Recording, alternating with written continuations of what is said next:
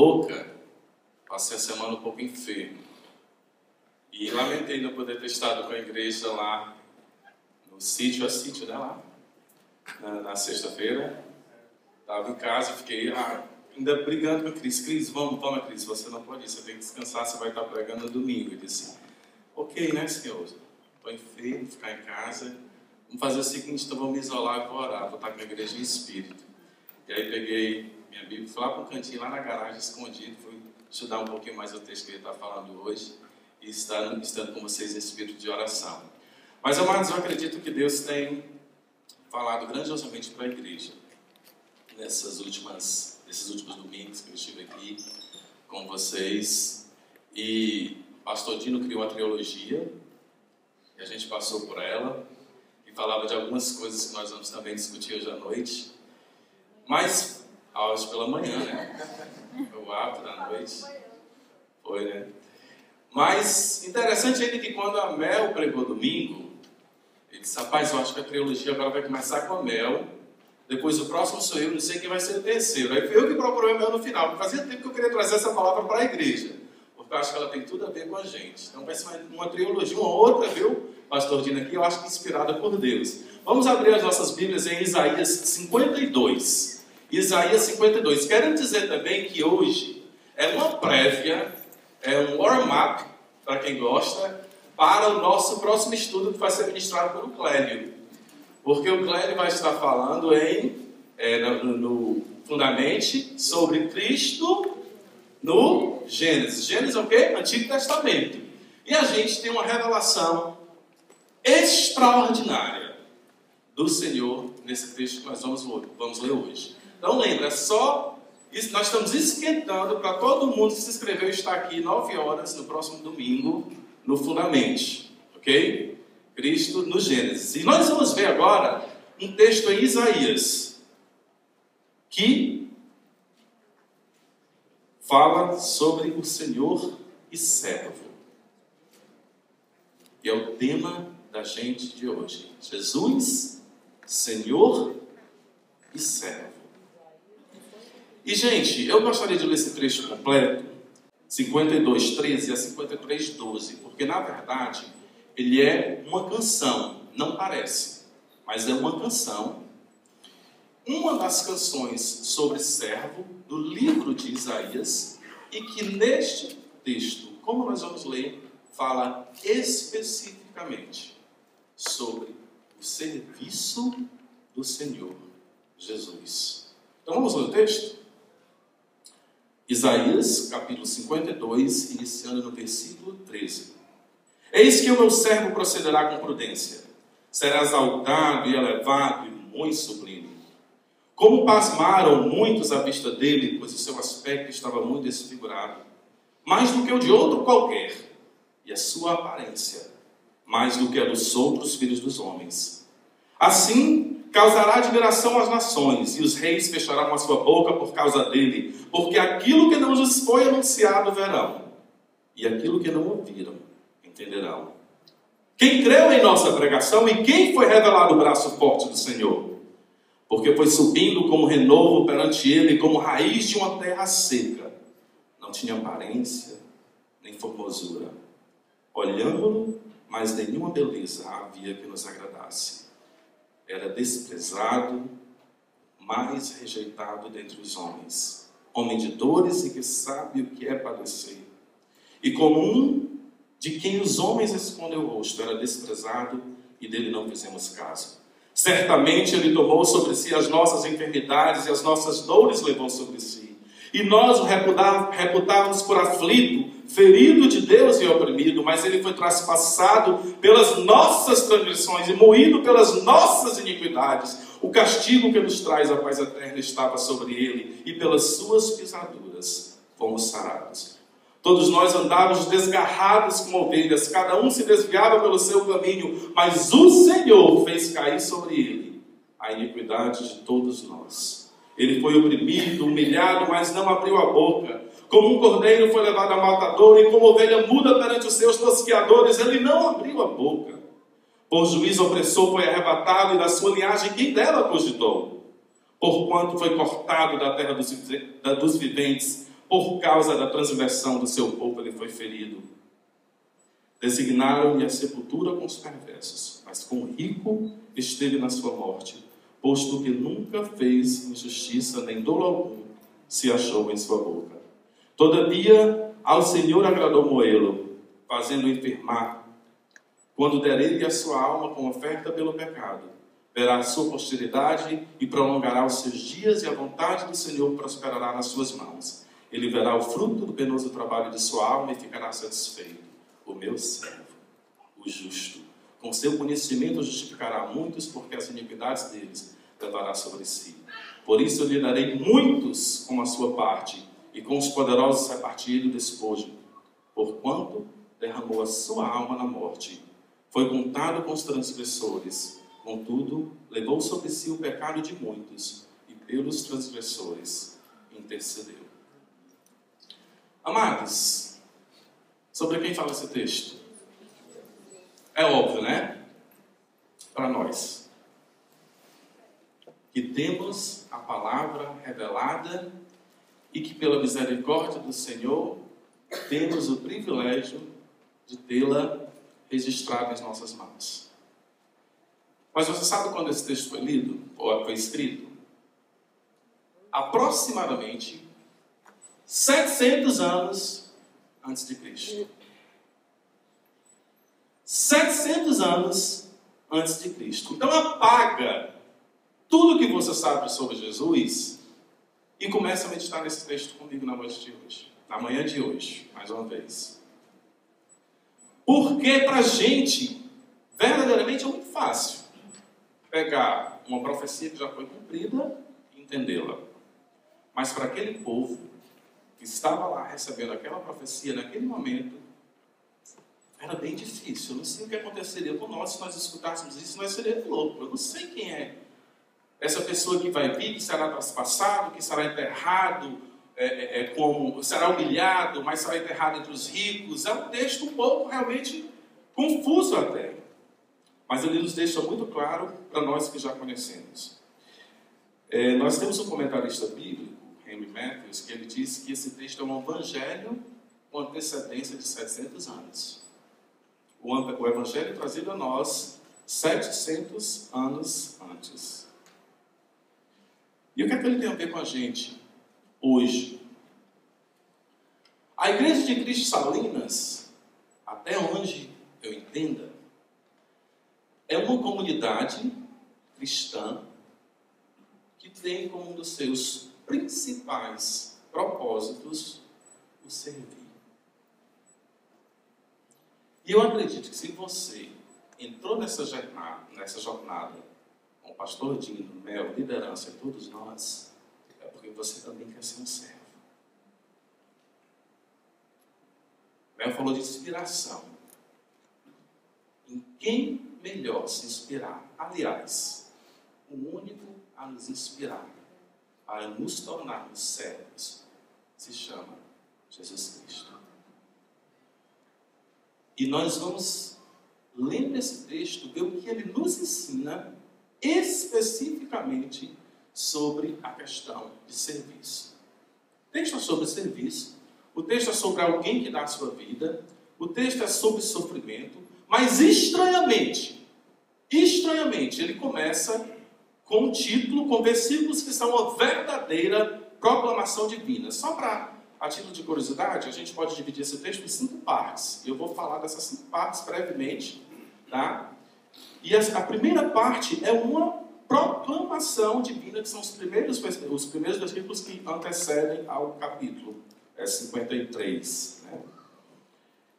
É uma proclamação divina que exalta o Senhor, quando ele diz aí, 52:13, se eu só pegar aqui o título de novo, bem do início, né? A primeira aqui, que a letra da minha é um pouco pequena. Eis que o meu servo procederá com prudência, será exaltado e elevado. Exaltado e elevado. É uma proclamação divina. Mas note que essa proclamação divina, ela já inicia com uma advertência. Ela requer o quê? Qual é a palavrinha que ela tem aí que requer de nós, que é estranha a proclamação? Prudência.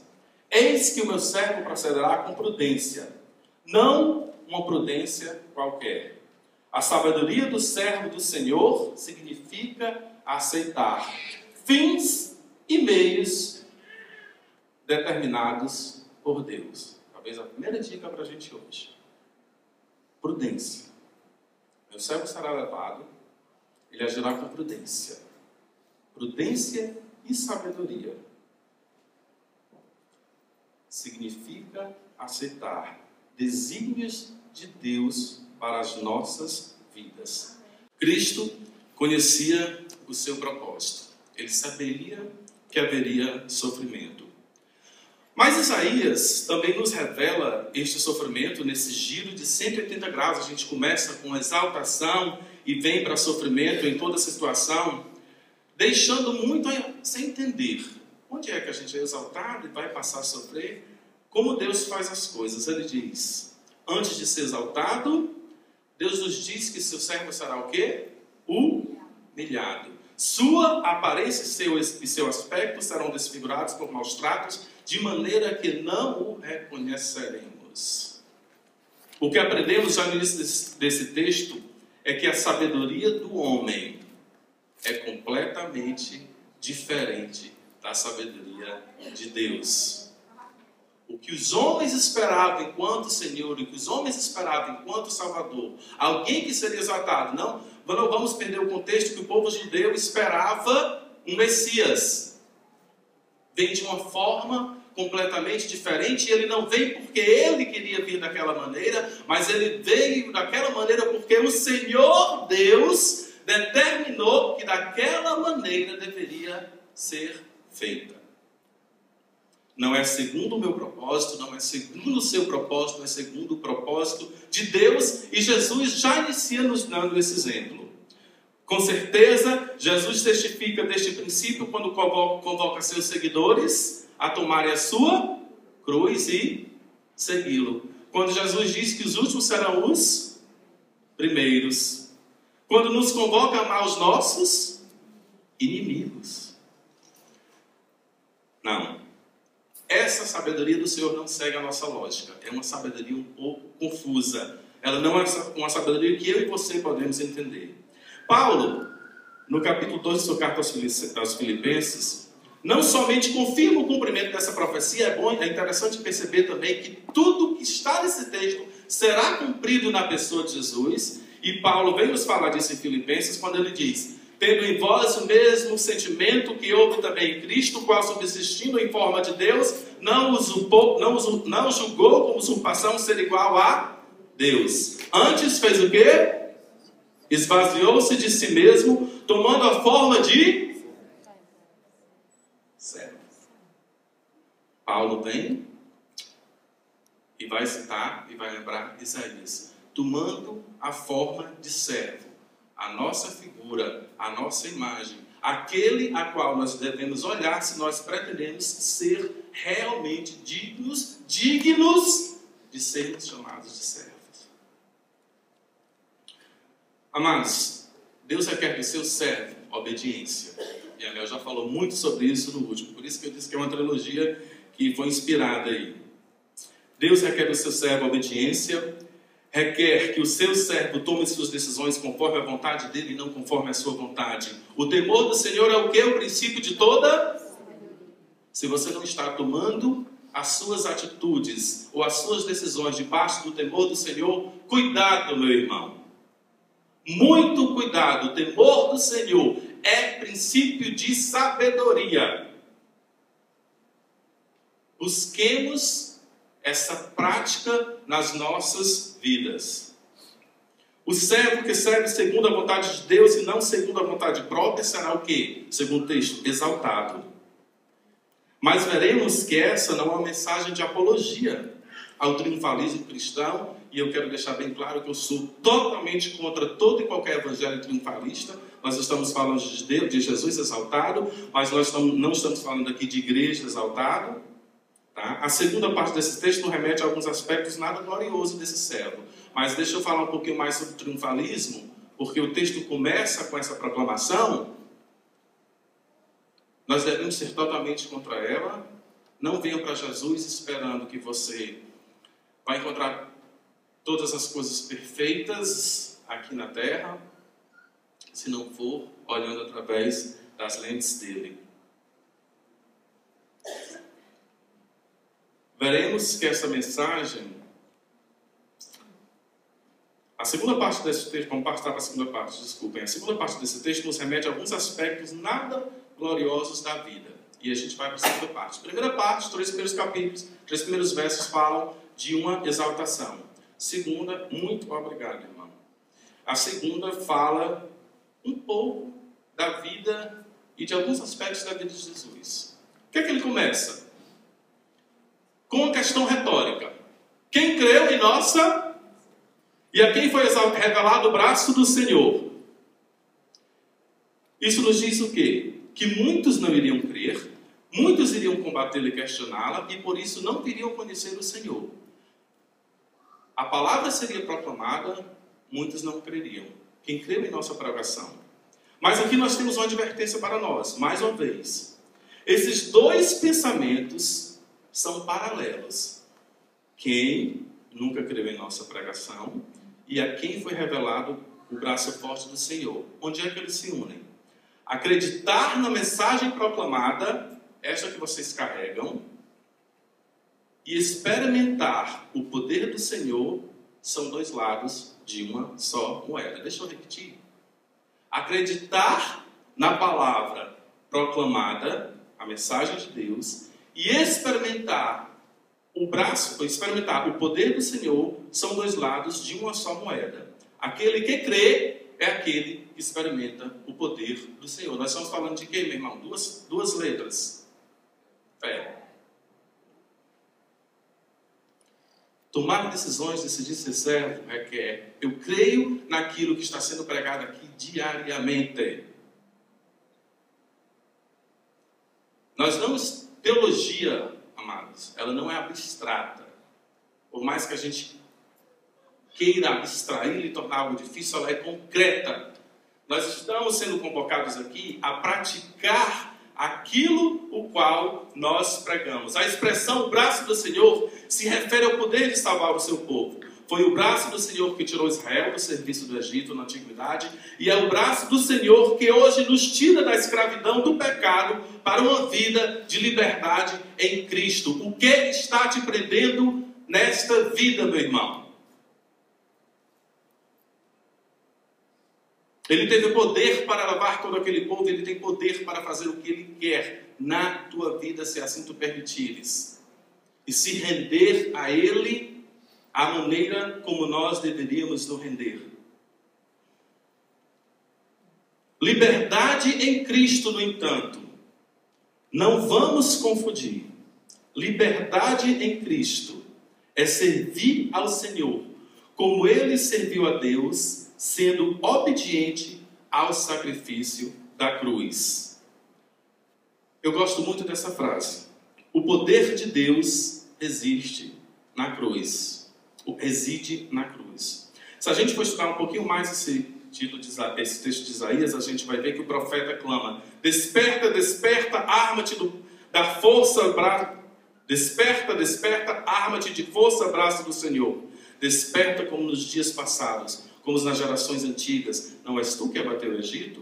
E a cruz, a gente vai ver lá em 52:10, que é a resposta definitiva para a oração. O Senhor desnudou o seu braço santo à vista de todas as nações, e todos os confins da terra verão a salvação.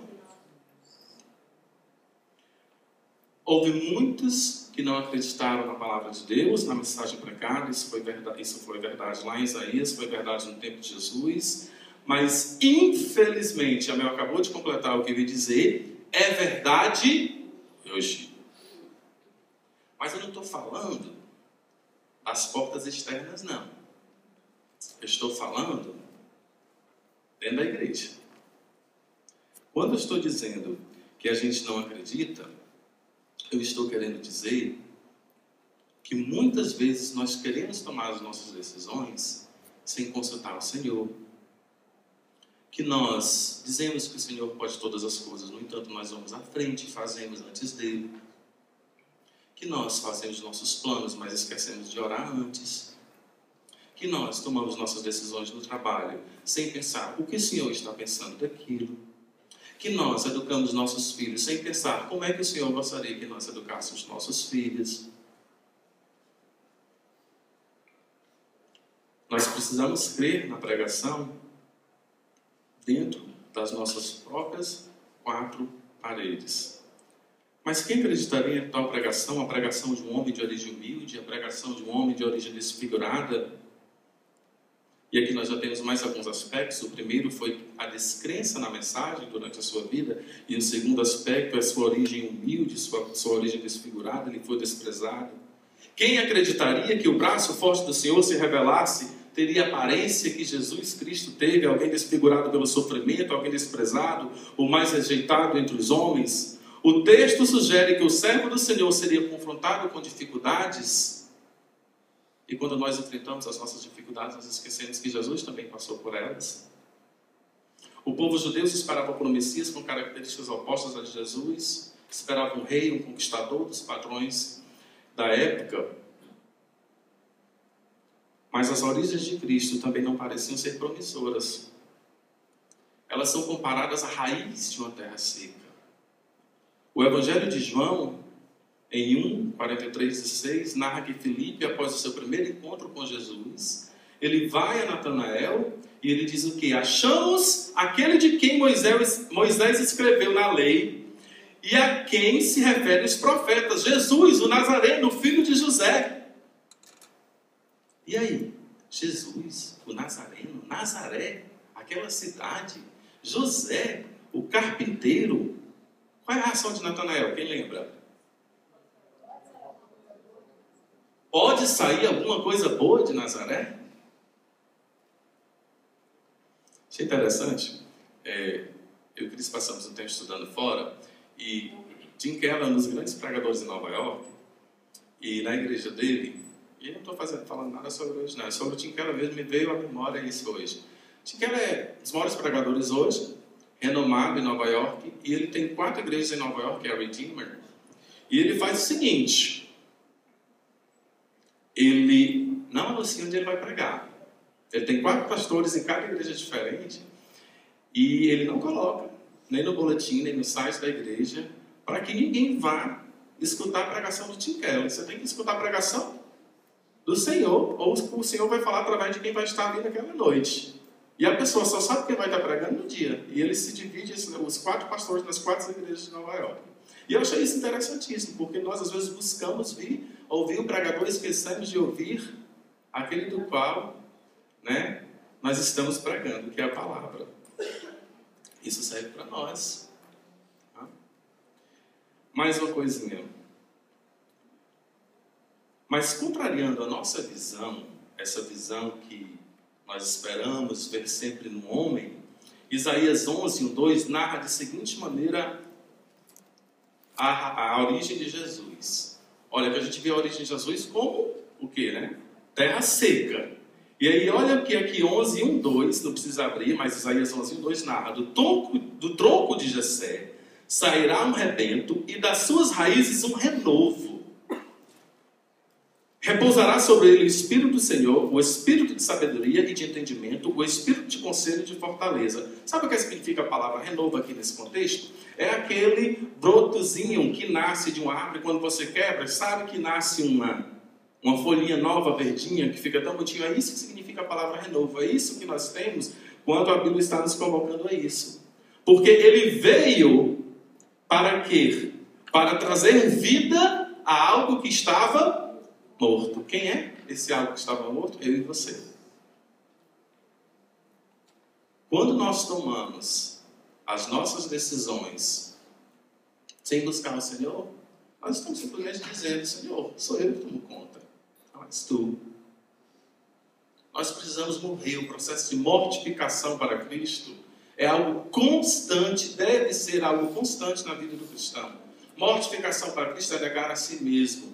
Mortificação para Cristo é fazer o que é necessário fazer, não o que eu quero fazer. É dizer: hoje, Senhor, eu estou cansado. Eu passei uma semana extremamente cansado, doente, mas eu disse: eu não vou abdicar de naquele domingo estar pregando a palavra do Senhor e trazendo a mensagem do Senhor para aquela igreja. É dizer, Senhor, eu estou hoje morrendo de sono, trabalhei a noite inteira, mas mais sopa não pode deixar, porque pessoas estão esperando, e eu sou o reflexo de Jesus para aquela pessoa que está lá na rua. É dizer, Senhor, o departamento infantil está precisando de crianças, mas eu sou cheio de dons, não estou ajudando. Porque é muito chato ter que preparar e ter que acordar cedo para me servir. Não tem nada com os líderes da igreja não, viu gente? Por favor. Tá? Mas é servo, gente. Existe a expressão na Bíblia que é servo de orelha furada. Sabe o que é o servo de orelha furada? É aquele servo que mesmo tendo sido liberado do serviço pelo Senhor, ele retorna ao seu Senhor e diz, eis-me aqui, nós precisamos ser servos de orelhas furadas. Nós somos livres, mas nós somos livres para servir. Mais uma vez, é a matemática estranha do Senhor. Mas é assim que ela funciona. Porque nós estamos esquecendo de algo que se chama nada mais, nada menos do que soberania de Deus. E na soberania de Deus, meus amados, é assim, quer você goste, quer não. E Ele faz isso porque Ele nos ama. Ele faz isso porque Ele cuida de nós. Ele faz isso porque Ele conhece as nossas necessidades. Se você está passando por um processo de moer do Senhor, meu irmão, ajoelhe-se, ore e diga, Senhor, eis-me aqui. Eu não entendo agora, mas mesmo assim, eis-me aqui. Ele conhece. E sabe também porque você está passando por aquilo. Cristo veio para trazer a vida a algo que estava morto. E a nossa próxima parte, que já é a terceira parte do texto, ele vai falar um pouco do sofrimento de Cristo. Nós temos aqui uma das passagens mais profundas, 3 próximos versículos. Talvez sejam tão triviais, mas eu entendo, eu os compreendo como uma das passagens mais profundas da Bíblia. Ela fala de um sofrimento vicário. Alguém sabe o que a palavra vicário significa? Aquele que faz as vezes do outro. Desculpa, porque a garganta está realmente doendo. Vicário é um substituto. É aquele que faz as vezes do outro. Quando falamos do sofrimento vicário, que é o título desse texto, o sofrimento vicário do servo, nós estamos falando que Cristo, dizendo que Cristo foi o que? O nosso substituto. Isaías diz que Ele tomou sobre si as nossas enfermidades, as nossas dores levou sobre si, e nós o reputávamos por aflito, ferido de Deus, oprimido. Talvez nós reflitamos pouco sobre essa questão, a inculpabilidade de Cristo. Nós sabemos que Cristo não teve culpa, nós sabemos que o pecado recai sobre nós e não sobre Cristo. Nós refletimos pouco. Quem presenciou, meus amados, a morte de Cristo, quem foi testemunha do momento de sua crucificação, segundo os padrões da época, vai compreender que Jesus não era merecedor daquele sofrimento. Mais uma vez, é porque a gente tem a dificuldade de se colocar naquela época. E eu gosto de trazer esse contexto, porque nos colocando, lembrei do Rick agora no grande sacrifício, tá? Nos colocando no lugar da testemunha que presenciou Cristo passando por todo aquele seu sofrimento, sem ter absolutamente culpa alguma do que estava ocorrendo. Essa culpa, meu irmão, é minha e é sua, e ela veio através do pecado de Adão. Nós precisamos refletir um pouco mais sobre essa inculpabilidade de Cristo.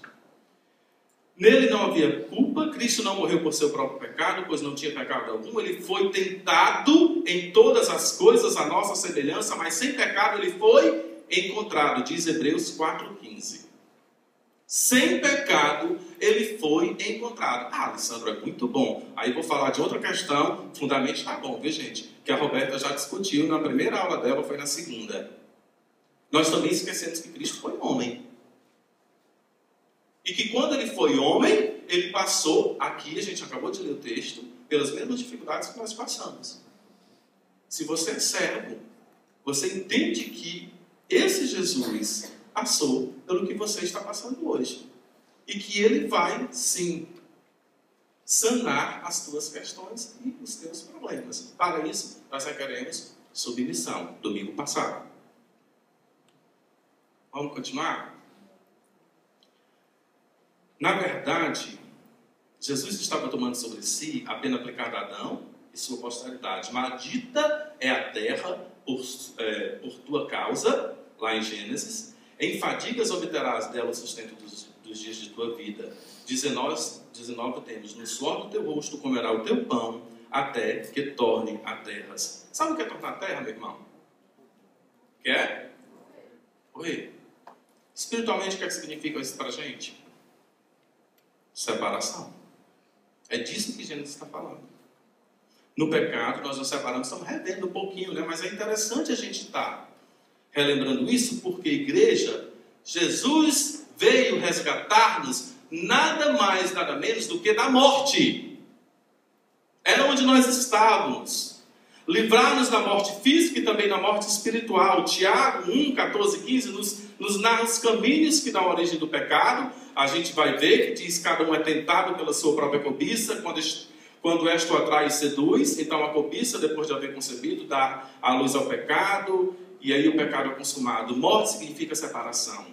Qual é a condição do homem antes da redenção de Cristo? Paulo também vai descrever, eu estou passando um pouco rápido aqui agora, tá? Paulo diz o quê? Lá em Efésios 2, ele vos deu vida, estando vós mortos em vossos delitos e pecados, nos quais andaste outrora segundo o curso deste mundo.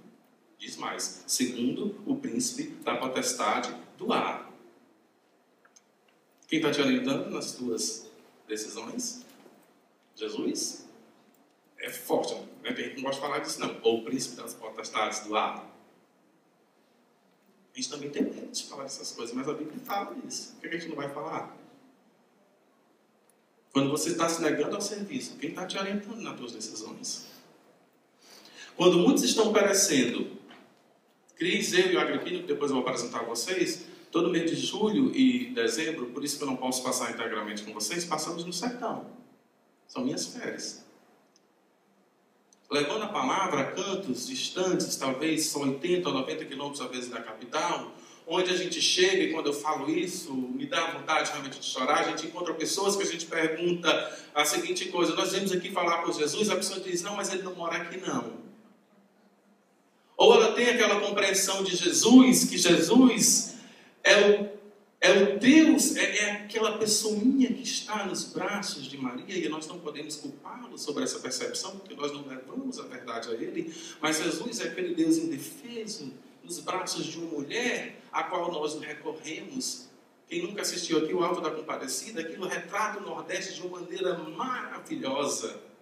E eu realmente me emociono porque eu convivo com isso quando eu estou no sertão, todo janeiro e julho, de pessoas que não conhecem o Senhor Jesus, porque nós, eu, você e eu não levamos esta palavra, que Terenópolis está bem aí. Se cada um de nós nessa igreja nos decidíssemos um final de semana apoiar o Rodrigo, ele teria todo final de semana alguém ajudando no serviço que é solitário, que é cansativo, que é desestimulante, porque é uma batalha espiritual, meu irmão. Não existe milagre maior no mundo do que a salvação de um pecador.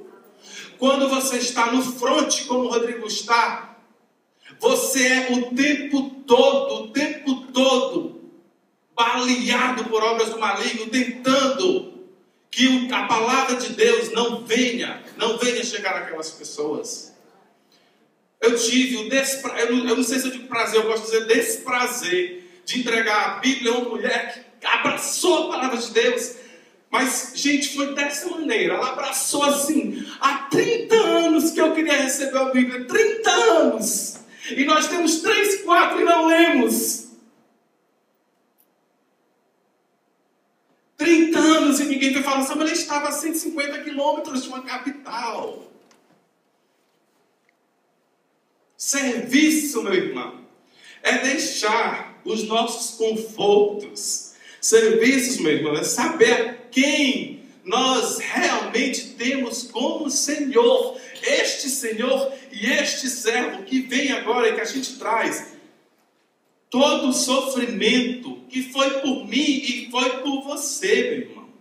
Talvez a pergunta que esteja por trás da palavra dessa manhã seja: a quem nós estamos servindo? Não estamos falando mais uma vez de teologia abstrata, mais prática. Estamos falando de uma vida cristã. Eu estou nesse púlpito hoje para dizer o seguinte: você que tem ouvido essa mensagem, a quem estamos servindo? Ao Senhor Jesus? Ele foi traspassado por nossas transgressões, moído pelas nossas iniquidades. É tão somente por causa de Cristo, meus amados, que eu posso me colocar diante desse púlpito hoje. Por causa de Cristo, é tão somente por causa de Cristo, meu irmão, que você está de pé. Exclusivamente. E uma vez, eu falei em perfeição hoje. Eu vi um post de um pastor amigo meu, e que eu achei muito infeliz o post dele. Nunca cheguei a comentar com ele, não. Não estou querendo julgar. Foi realmente aquelas coisas que a gente bota no Facebook, na internet, a gente não percebe. E o post era de uma senhora bem velha. Na verdade, um cadáver, um aspecto de senhora velha, sentado na primeira fila de uma igreja. E o título era: ela esperava por uma igreja perfeita. E a senhora, claro, morreu nos bancos da igreja. Realmente, se nós formos esperar uma igreja perfeita em nós, pobres pecadores, nós não vamos encontrar nunca.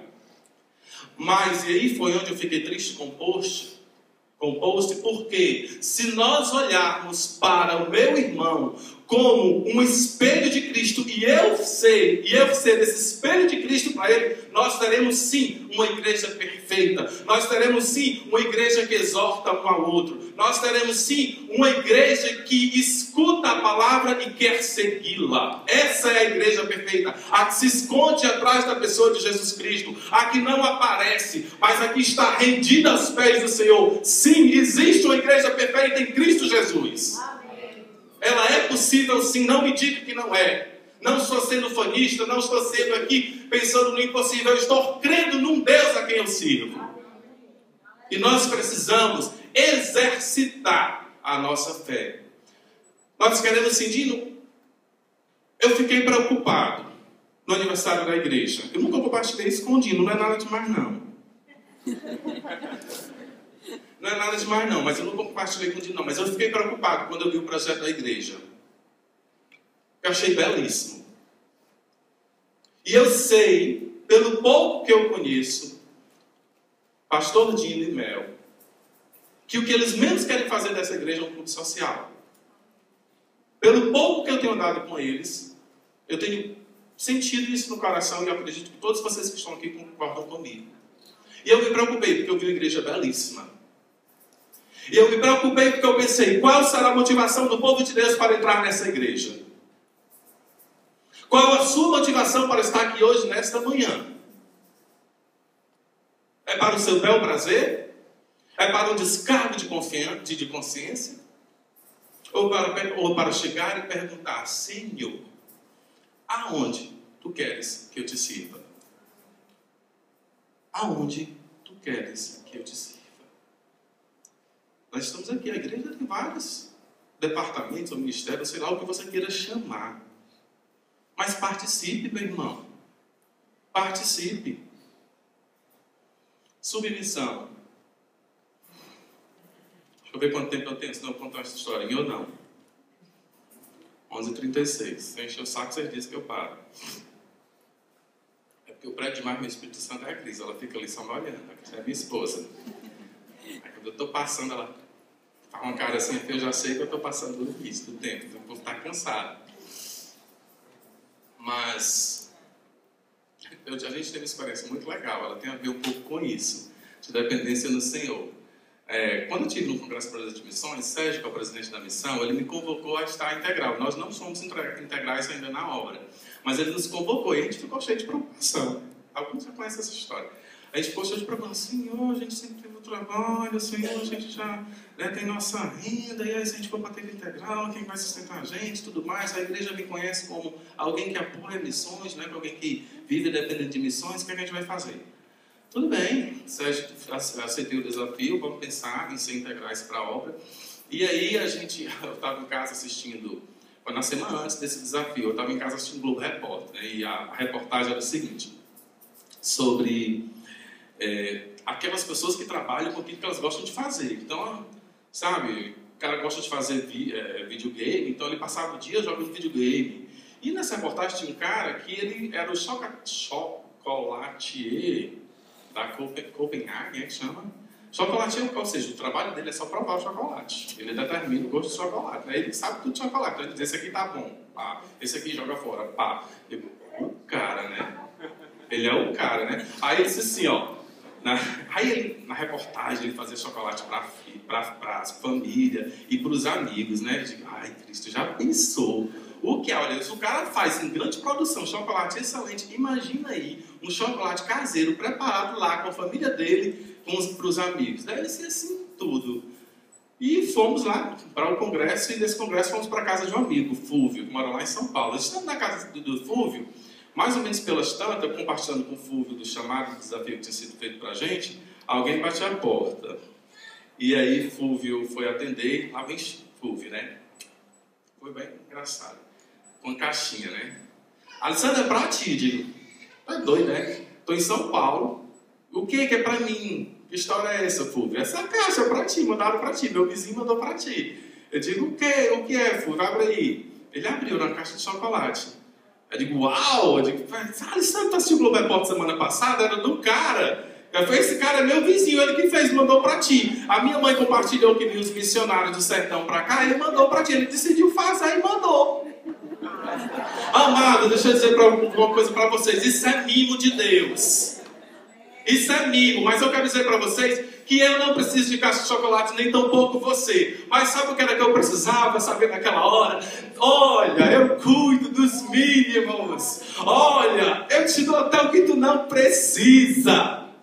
Eu te dou aquilo que tu desejas. Tu não tem necessidade, não. Tu pode passar nesse mundo sem absolutamente nada disso. Mas eu, o Deus, o soberano, aquele que conhece todas as coisas, aquele que sabe, onipotente, onipresente, eu aprovo para ti fazer essas coisas. Vai, é comigo, não é contigo. Vá, meu irmão. É com ele, não é comigo, não é com a Mel, não é com o pastor Dino. É entre você e Deus.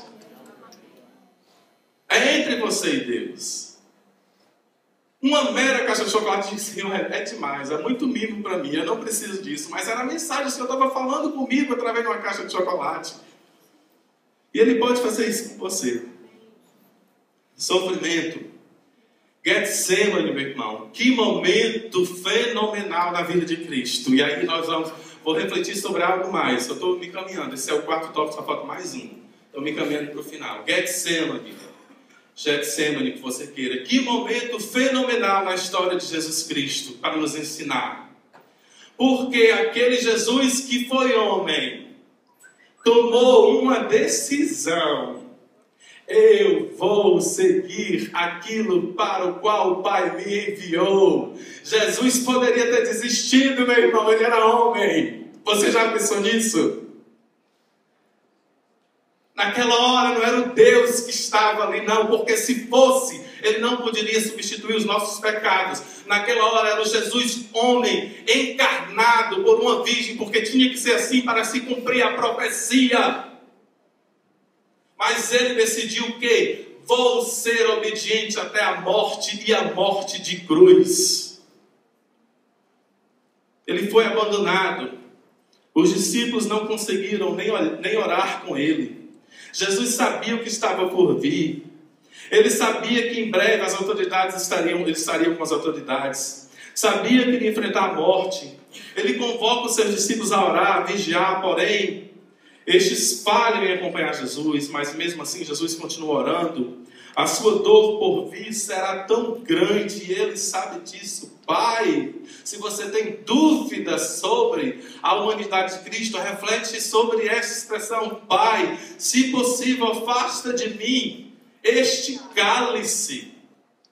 Todavia, não seja feito como eu quero, e sim como tu queres. Como tu queres. É isso que ele está nos ensinando hoje. Pare de lutar contra a vontade do Senhor na sua vida. Ele já tem lhe falado o que você deve fazer. Ele já tem lhe revelado como deseja te usar, mas você insiste em seguir os seus próprios passos. Em tentar fazer a sua vontade, não a vontade de Deus. O coração do homem é enganoso, amados. Sigamos o exemplo de submissão deixado por Cristo. Nós precisamos nos tornar verdadeiramente uma igreja servidora. Olha que advertência difícil. Lucas 6,46. Por que chamais Senhor, Senhor, e não fazeis o que vos mando? Por que chamais Senhor, Senhor, e não fazeis o que vos mando? Se você não lembrar de nada da pregação de hoje, lembra desse versículo. Cristo foi submisso, Lucas 6,46. Cristo foi submisso, apesar de ter sido condenado injustamente. O julgamento de Deus, se analisado à luz do judiciário da época, foi uma perversão da justiça. Jesus não tinha por que ser condenado, Jesus morreu injustamente. A recompensa, meu irmão, a parte final do nosso texto, e aqui nós vamos já encerrando, termina exatamente como no início, com uma proclamação divina, porque o servo do Senhor é vitorioso. Primeiro, a sua morte é vitoriosa. Por que a sua morte é vitoriosa? Porque ela foi voluntária e ela foi com propósito. Ela aconteceu no tempo devido e ela aconteceu como oferta pelo seu pecado e pelo meu pecado. Segundo, e aqui outro ponto importante, ele verá a sua posteridade e a sua descendência. A posteridade de Cristo, meus amados, é formada por aqueles que vierem à vida por meio de sua morte. Quem são esses? Nós.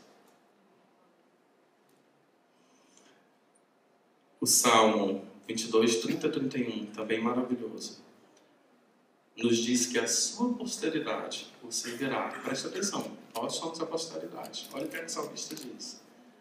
Salmo 22, 30 a 31. A sua posteridade o servirá. Onde vir, olha a nossa responsabilidade, onde vir anunciar a sua justiça. Ao povo que nascer, contarão que foi ele quem o fez.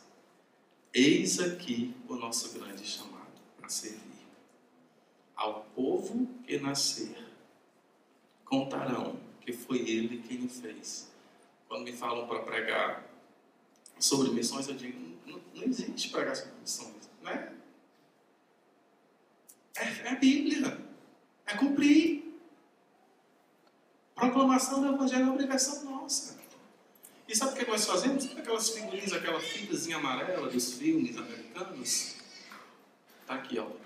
Bem aqui, na verdade, ela fica bem aqui, ó. Nada, isso é para os pastores e para quem está por lado de cá. Daí para lá, não. A gente está aqui para se encher. Terceiro, ele vencerá a morte. Ele vence a morte por meio da ressurreição.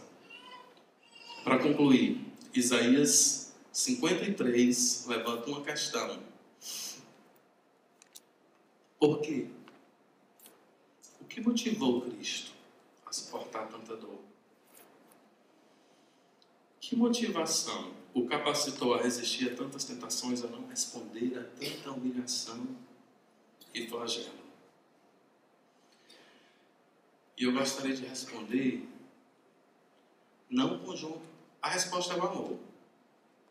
Mas eu não queria responder com João 3,16.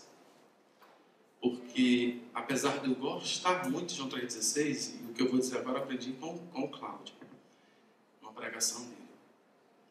Apesar de eu gostar muito de João 3,16, os movimentos evangelistas nos fizeram crer, especificamente nos anos 80, João 3,16, porque Deus amou o mundo de tal maneira que o seu Filho unigênito para todo aquele que nele crê não pereça, mas tenha vida eterna. E nós centramos a vida de Jesus Cristo na nossa pessoa.